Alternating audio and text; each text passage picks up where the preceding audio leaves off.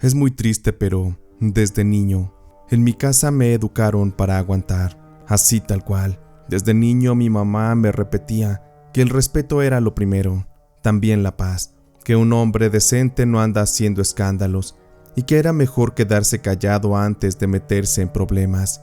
Constantemente ella me pedía que yo no respondiera, que no fuera contestón, que dejara a Dios que se encargara. Y la verdad es que yo le hice caso. El problema es que cuando la vida fue ocurriendo, me fui metiendo en más problemas de los que pude imaginar, porque así, con esa actitud tan dócil, tan débil, la gente empieza a detectar una área de oportunidad y empiezan a creer que pueden hacer contigo todo lo que quieran. Recuerdo que en la escuela me empujaban, se burlaban, me culpaban de cosas que yo no hacía, y yo nomás me tragaba el coraje. No sabía cómo defenderme, nomás apretaba los dientes y tenía que tragarme los castigos, las burlas y demás. El problema es que crecí así. Después ya la gente me pedía favores y yo a todo les decía que sí. Me pedían dinero y yo prestaba. Me pedían tiempo para pagar y al final muchos ni me pagaban. Yo decía que nunca les iba a cobrar, que ya Dios se haría cargo. La realidad es que también nadie me devolvía favores. Y aunque yo soportaba esa unilateralidad sobre las acciones que yo hacía, allá estaba yo de estúpido, siguiendo y siguiendo, porque yo confundía aquello con bondad. De verdad yo creía que servir era mi misión, como si Dios me hubiera encomendado aquello para ser una extensión de su mano, de su verdad. Y es que el problema también es que yo era religioso. Ese fue otro de los problemas que mi madre me inculcó. Mi papá ya había muerto desde que yo era muy niño. Fui hijo único, así que como se imaginarán, toda la santa de ideas que mi madre me metió en la cabeza, y todas completamente a la fuerza. Y honestamente me dolía mucho la vida que teníamos. Éramos tan solo ella y yo contra todo. Rezábamos todas las noches, íbamos a misa. Y yo tenía esa idea tonta de que el que obra bien, recibe bien, aunque éste llegue tarde. Y por un tiempo, ya cuando yo crecí, pude tener la posibilidad de estudiar administración y algo de contabilidad. Con esto aprendí a administrarme, también a tener una visión de negocio. Junté algo de dinero en un trabajo que odiaba, pero que finalmente me abriría las puertas. Y de todos mis ahorros, los utilicé para comprar maquinaria y todo lo necesario para así instalar un bonito y novedoso autolavado. En aquel lugar todo cambió. Empezó a irme bien. Los clientes llegaban, pues se les atendía bastante bien. Yo trataba bien a mis empleados. Les daba un sueldo decente. Más aparte, los clientes les daban propinas. No podían estar en mejor lugar. A algunos, los que duraban más de 3 meses, yo les daba un seguro social. Yo me preocupaba por su bienestar. Y todo aquello se corría a la voz, que yo era un buen jefe, que mi autolavado era de prestigio. La clientela llegaba y llegaba, y definitivamente también mi estilo de vida cambió. Me fui a vivir solo, pero jamás desamparé a mi madre. Yo constantemente le daba dinero y le ayudaba con su casa. Mientras tanto, yo me renté un departamento en el cual empezaría una vida nueva. Y como era de esperarse, la gente, al saber que me iba bien, comenzaban a pedirme más y más favores. Y yo, como estúpido, seguía cumpliéndolos. Algunos me pedían dinero, algunos otros simplemente llevaban sus autos al autolavado para que se los lavaran. Aquellos tomándose la libertad que, de ser mis amigos, no se les iba a cobrar. La verdad es que yo seguía agachando la cabeza. Me seguía faltando valor para confrontar esa debilidad.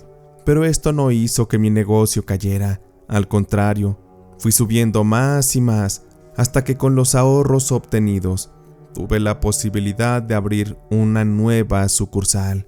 Todo aquello era maravilloso. No entendía cómo, pero finalmente yo creía que mi bondad me había dado grandes frutos. Y justo al abrir aquel nuevo autolavado, llevé a una amiga para la inauguración, y justo un par de días antes de que ésta se diera a cabo, aquella amiga de nombre Paulina me sugirió que lleváramos a una mujer, a una especie de bruja, para que bendijera el lugar, para que hiciera una limpia energética, simplemente por protección. La verdad es que aquella chica era muy mi amiga, de gran confianza, y por ello terminé aceptando, no tanto porque yo creyera en eso. La señora llegó con hierbas, velas y una mirada que imponía. Yo nomás la veía como aventaba humo para todos lados, rociando agua también, y aunque aquello me parecía ridículo, yo veía como mi amiga Paulina estaba muy concentrada, dejándose llevar por aquel ritual.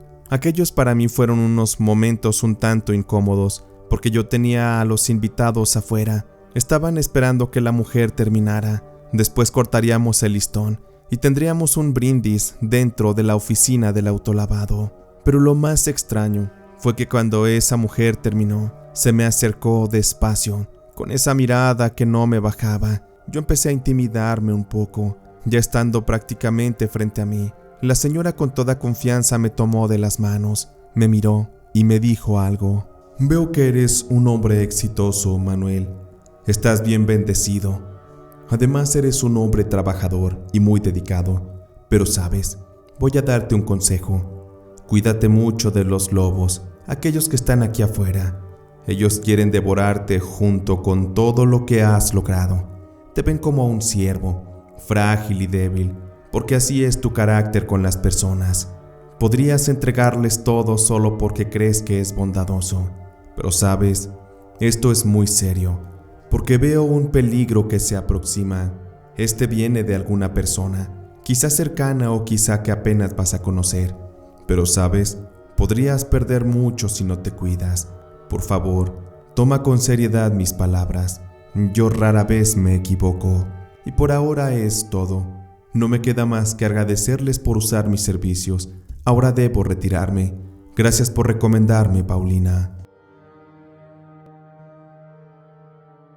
Aquella señora se fue y me quedé con un nudo en el pecho. Mi amiga nomás dijo que aquella le parecía muy rara, pero que siempre acertaba. Yo quise olvidarlo, volví a lo mío. Los amigos seguían llegando. Estaban ahí en el brindis, disfrutando de los tragos y de los bocadillos, pero también, después que se abrió la sucursal, más de mis amigos llegaban a tratar de lavar sus autos gratis, siempre con la promesa que después me pagaban.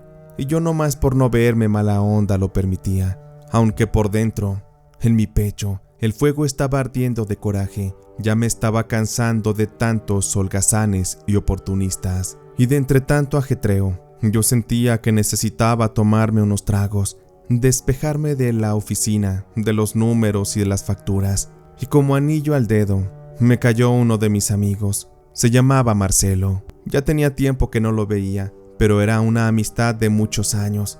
Él llegó muy decidido a invitarme un trago. Y si les soy honesto, nuestra amistad se sostenía siempre de que yo le prestaba dinero. A veces me pagaba y a veces no. Pero él me conocía tanto que entendía muy bien mi debilidad, mi necesidad enfermiza de quedar bien. Fuimos a un bar. Cuando yo llegué, ya estaba mi amigo Marcelo, su novia, y aparte había una chica muy bonita. Yo tenía tiempo que no salía con una chica, pues hasta eso en el amor me había ido mal. Me tocaban puras interesadas. Empezamos a convivir, y después de unos tragos, cuando su novia y la chica fueron al baño, mi amigo Marcelo se acercó conmigo y me dijo, muy cerca al oído: ¿Qué te parece Natalia, Manuel? La invité para ti, para que la disfrutes toda la noche. Es amiga de mi novia. Ya le hablé muy bien de ti, Le dije que eres todo un exitoso, todo un galán. Ella mostró bastante interés, así que ya tienes todo el terreno bien acomodado. Tú nomás invítale unos tragos, háblale de tus negocios y vas a ver que va a ceder. La vas a pasar increíble. Me puse nervioso. La verdad es que también se apagó mi ilusión de conocer una linda chica. Finalmente esa tal Natalia era una más, pero aún así traté de ceder, de divertirme. Creo que aquel día estaba tan presionado que me desquité con el alcohol, bebiendo y bebiendo. Y con esto, el alcohol me apagó la prudencia. Y cuando ya me di cuenta, ya íbamos camino todos hacia un hotel. Mi vista se volvía borrosa. Íbamos en el carro de mi amigo Marcelo, y aquella chica Natalia iba junto a mí. Ella se veía mucho más sobria, pero ya me iba abrazando, me iba dando besos en el cuello. Recuerdo mucho el aroma de su perfume, la puerta cerrándose de una habitación. Mi cabeza medio que daba vueltas. Cuando le pregunté a Natalia que dónde estaba Marcelo y su novia, me dijo que aquellos habían entrado a otra habitación, que no me preocupara, que íbamos a estar solos y la íbamos a pasar muy bien. Yo nomás recuerdo estar tirado boca arriba, también como las manos suaves de Natalia me iban desabrochando la camisa, el pantalón. Recuerdo cómo con sus manos ella trató de estimularme, mientras tanto me daba besos en los labios, en el cuello. Finalmente ella se fue quitando la ropa y encima de mí terminamos teniendo un momento del cual prácticamente recuerdo poco. Aquello debió haber sido muy intenso, pero perdí la conciencia. No supe cuántas horas habrían pasado, pero cuando abrí los ojos, me di cuenta que estaba completamente desnudo, con un dolor horrible de cabeza, con la boca seca. En la habitación ya no estaba Natalia, no estaba su ropa, ni rastro de que estuviera ahí conmigo la noche anterior. Me vestí rápido. Fui a tocar a la otra habitación donde estaba mi amigo Marcelo, pero nadie abrió. Y justo en eso iba pasando una de las chicas del aseo, quien me informó que mi amigo se había ido muy temprano. Tuve que bajar a la recepción para pagar las habitaciones, porque era evidente que yo iba a poner eso. Pero aquí hubo un problema, porque estando allá en la recepción, cuando saqué la cartera para pagar, la sentí muy ligera. La abrí y estaba completamente vacía. No había ni un solo billete. Recuerdo que yo tenía cerca de 10,000 pesos la noche anterior, pero por suerte me había quedado una tarjeta de crédito. Con esta tuve que pagar. La verdad me dio mucho coraje, también mucha tristeza. Entendí que Marcelo no me había llevado a divertirme por quererse mi amigo. Simplemente me llevaron como el pendejo que siempre pagaba todo. Extrañamente, aquella mañana me quedó una espina en el pecho, un presentimiento, podríamos decir que una angustia, de algo que yo no comprendía. Y también la voz de la señora bruja aquella, la que me hizo la limpia. Su voz la sentía en mi mente, como si me estuviera advirtiendo que me cuidara de los lobos, porque yo era un débil siervo. Yo no sabía por dónde empezar a cambiar, pero tenía que hacerlo. De lo contrario, mis amistades me iban a llevar a la quiebra. Pero lo que no imaginaba es que la vida no me había dado aún la mayor lección. Pasó más o menos una semana y yo le estuve marcando a Marcelo para ver qué había pasado aquel día, cómo estaba, porque se habían ido sin despedirse. Pero él no contestó. Le mandé mensajes y nada, y aquello me dejaba ver cuáles habían sido las verdaderas intenciones de Marcelo. Y fue para una mañana, mientras revisaba cuentas en la oficina de la otra sucursal. Llegaron 3 hombres bien vestidos con portafolios. Uno me preguntó mi nombre completo. Se lo hice saber. Inmediatamente después, aquel hombre me extendió unos papeles y me lanzó una advertencia. Señor Manuel, necesito informarle que este negocio ya no le pertenece. Necesitamos que lo desaloje a la brevedad. Evítanos la pena de usar la fuerza. Estaremos afuera esperando.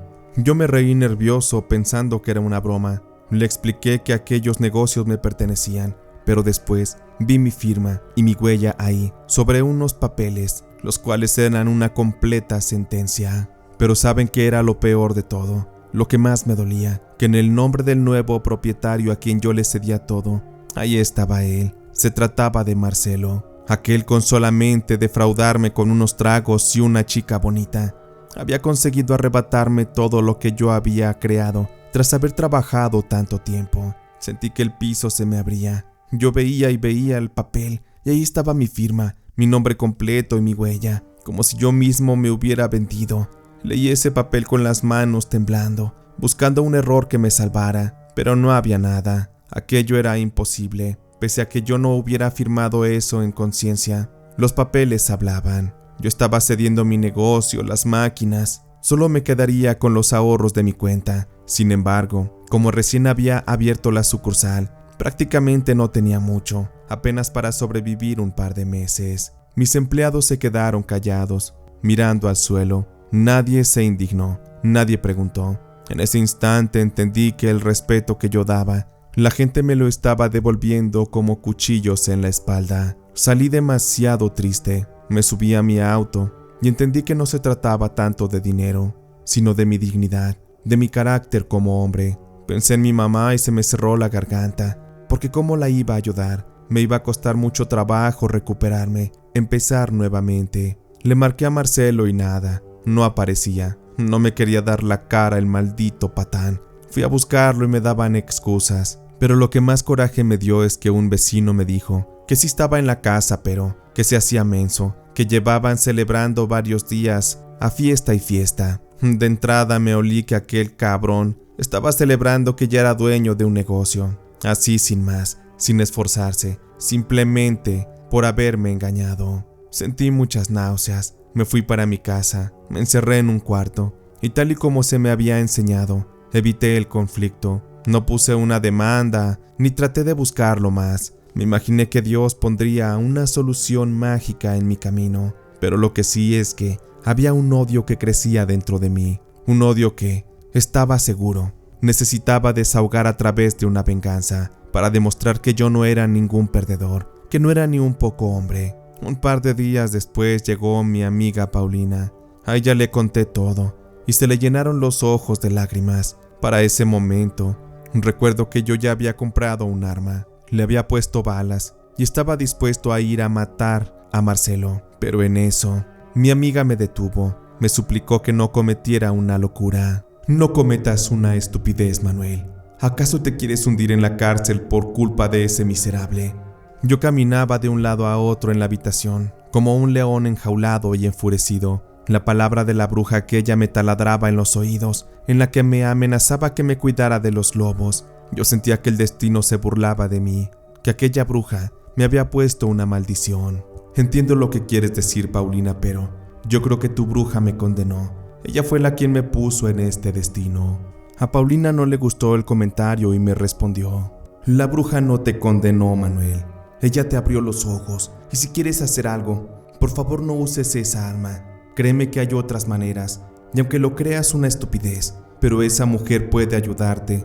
Ella te puede dar la solución para que tomes una venganza, sin que tengas que ir a la cárcel o mancharte las manos de sangre. Me quedé con el metal frío del arma en la mano. Me calmé un poco. De verdad entendí que si jalaba el gatillo, ya no habría regreso. Además, mi madre se quedaría sola. ¿Quién vería por ella? Pasaron días de silencio. Yo buscaba una justicia para mi caso y veía que mi madre rezaba y rezaba. Pero yo traté de tomar la solución que Paulina me proponía y una noche le mandé un mensaje para afirmar que me llevara con aquella mujer. Mi amiga Paulina aceptó y un par de días después fuimos a aquella casa en la cual vivía la señora Cristina, la dichosa bruja. Aquella mujer estaba limpiando y barriendo. La agarramos un poco ocupada, pero ya estando ahí, ella se acercó conmigo, me tomó nuevamente de las manos como aquella vez y mirándome fijamente a los ojos, me dijo: «Sea que vienes, Manuel.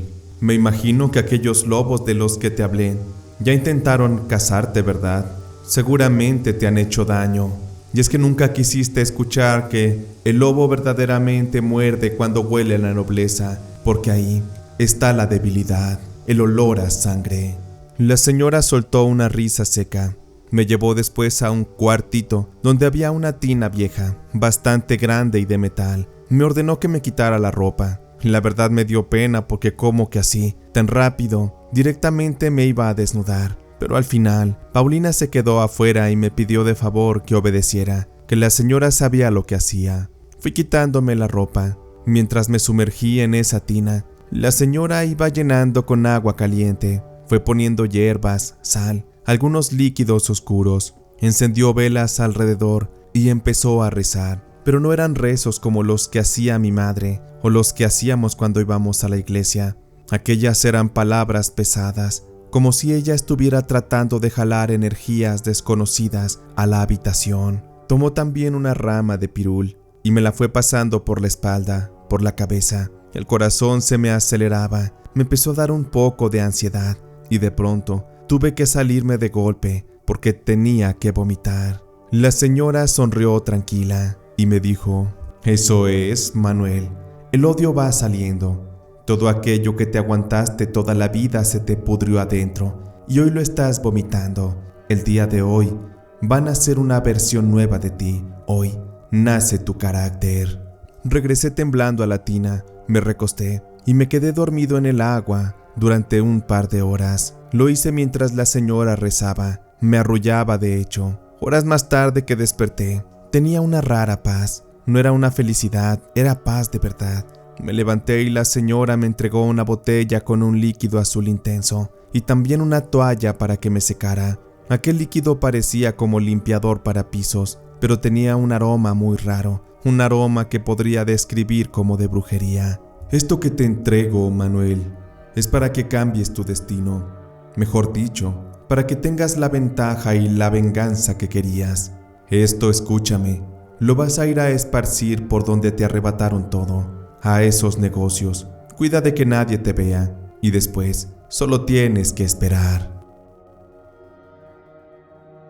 Tomé aquello en mis manos, lo agarré muy bien. Si aquella señora había logrado hacerme sentir tan bien, seguramente todo lo que hacía era real. Aquella mañana nos despedimos y para esa misma noche le pedí a Paulina que me acompañara y ya siendo casi de madrugada, fuimos a cada uno de los 2 autolavados y fui esparciendo aquel líquido justo en la puerta para que así comenzara aquella venganza invisible, para que así yo pudiera recuperar lo mío y también Marcelo recibiera su merecido. Antes de regresar a casa me quedé mirando el letrero del autolavado. El nombre de aquel negocio me traía tanta nostalgia. Yo había forjado aquello con tanta pasión, con tanto esmero, y finalmente había terminado en manos de un parásito. Los días siguientes no pasaba nada. Eso fue lo más inquietante. Yo esperaba truenos de pistola, gritos, señales, pero la vida era la misma, como si la maldad también supiera ser paciente o fuera triunfante. Lo único que cambió fui yo.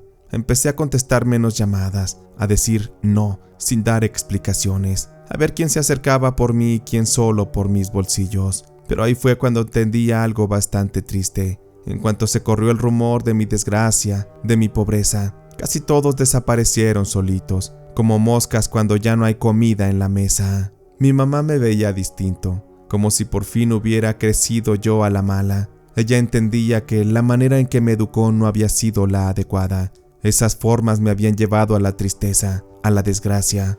La verdad es que me dolía mucho saber que la gente no se aleja de ti cuando estás triste, cuando los necesitas. Se alejan realmente cuando ya no les sirves. Pasaron más días, más semanas. Ya se me estaba olvidando el coraje.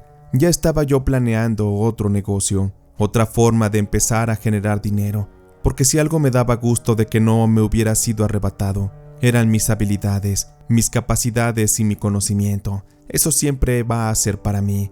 Eso nadie me lo puede quitar. Y así me tumben 1 o 1000 veces, yo siempre me levantaré para triunfar. Y fue finalmente que, un día, estaba yo con mi madre desayunando en la cocina y ahí teníamos un pequeño televisor. Estábamos viendo las noticias cuando en eso salió una nota, en la cual decían que un hombre había sido golpeado brutalmente en un autolavado por un conflicto con sus empleados. Yo levanté la vista nomás por curiosidad en cuanto escuché la palabra autolavado, pero cuando pusieron las imágenes del lugar, se me fue el aire. Era mi antiguo autolavado. Aquello hizo que se me acelerara el corazón al escuchar que la reportera decía que el dueño era un hombre prepotente, según palabras de los empleados y quienes lo conocían, que había tenido problemas con sus trabajadores, que les daba muy malos pagos, que a veces ni siquiera les pagaba, que los humillaba, que les había retirado las prestaciones, y por ello es que finalmente, después de haberse hecho a palabras, 2 de sus empleados se le fueron encima. Lo golpearon y lo golpearon. No fue una pelea simple de empujones, aquello fue una golpiza de odio. Se hablaba de que Marcelo, estando tirado en el piso golpeado y suplicando, no pudo garantizar hacer sentir piedad a quienes estaban por arrebatarle la vida. La cámara mostraba cómo a una camioneta del forense iban subiendo una camilla con una sábana que cubría un bulto. Ahí confirmaron el nombre de Marcelo, y cuando lo escuché, sentí que mi sangre se congelaba. Al principio de la nota, de alguna forma no me imaginé que fuera él. Fui un tanto ingenuo, o pensé que estaba soñando, pero al escuchar su nombre realmente aquello fue fuerte, no fue fácil. Mi mamá me preguntó qué tenía. Yo le dije que estaba bien, que solamente me había impactado aquello. Y es que en la pantalla decían que los responsables habían huido, que nadie los había identificado, pero que las autoridades ya estaban buscando. La escena de aquel crimen fue horrible. Ya después de tiempo recabando información, resulta que aquellos tipos golpearon y dejaron inconsciente a Marcelo, y ahí empezaron a pisotearle la cara, uno tras otro. Los pisotones le fracturaron la mandíbula, le quebraron el cuello, prácticamente lo desfiguraron, dejaron un mar de sangre, y tras haberse sentido satisfechos, aquellos asesinos huyeron. Hasta la fecha yo no he sabido que los hayan agarrado. No sé si el caso se quedó por ahí pendiente, pero al final Marcelo recibió lo que merecía. Yo sentía escalofríos que me recorrían la espalda, porque aquello no era felicidad, era una especie de alivio. Y aunque al principio sentí miedo del poder de la brujería, de su alcance, y aunque por un momento me sentí culpable, después entendí que a veces la justicia es necesario forzarla. A veces Dios no interviene como quisiéramos, por ello necesitamos meter mano en esto. No es que me sienta orgulloso de lo que hice, simplemente siento que debía hacerlo. Hasta hoy en día mi vida ha cambiado, tengo mucho más carácter, y aunque ya casi no tengo amigos, eso me alegra. Es una realidad que si tienes más amigos de los que puedes contar con una mano, entonces realmente no estás dándote el valor que tienes como persona, no lo has reconocido. Seguramente eres una persona que cede, que se deja manipular, que se deja usar y pisotear. Y eso la verdad es que espero que a ti que escuchas algún día te llegue a cansar y tomes acción. Que ya no hagas favores así nada más, que te ocupes de tu propia vida, no importando que el mundo explote. Tú dedícate a lo tuyo. Hoy en día soy alguien completamente distinto. Terminé casándome con Paulina. Ella me demostró ser una buena mujer, digna y sobre todo, me ama mucho. Hoy, aunque no pude recuperar aquellos negocios, pude forjar un dinerito en ahorros. Hoy en día tengo un negocio pero enfocado en la comida y me va bastante bien. Honestamente no puedes crear un imperio o un negocio si no tienes carácter, si no entiendes los límites y sobre todo si no estás dispuesto a defenderlos. La brujería sigue estando de mi lado y si alguien osa con atacarme, con querer dañarme, sé perfectamente con quién acudir y no me tentaré el corazón para destruir una vida, porque al final son ellos o soy yo, y definitivamente hoy estoy dispuesto a cuidar con la más filosa de las espadas todo aquel patrimonio que he construido, porque esa versión de Manuel ya no existe. Esa que era débil, que lo permitía todo, al que le enseñaron ser frágil, eso quedó atrás. Hoy puedo retar a la vida o aquel que se acerque a mí, sin importar que me llene las manos de sangre.